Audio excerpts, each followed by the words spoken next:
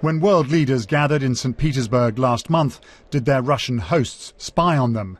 That's the allegation made by two Italian newspapers.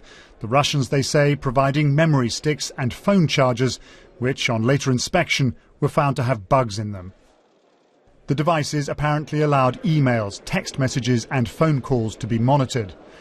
A spokesman for the Russian leader said the reports are not true, but it's not the first time stories like this have surfaced from international gatherings.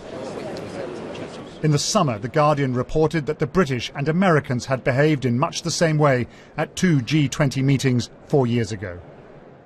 Amid more recent allegations, an EU delegation has been in Washington this week. Senior German officials will be at the White House later today, following claims that Angela Merkel's phone was bugged. On Capitol Hill, meanwhile, intelligence chiefs have been explaining themselves to Congress, generally unrepentant and speaking perhaps for their counterparts everywhere, when they explained fairly candidly what this is all about. As long as I've been in the intelligence business, 50 years, leadership intentions, in whatever form that's expressed, is kind of a basic tenet of what we are to collect and analyze. Stop spying on us. Members of Congress seem satisfied, but there are voices of dissent in Washington.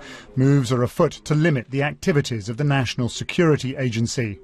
But the intelligence bosses insist reports the NSA trawled through millions of French and Spanish phone calls are just plain wrong.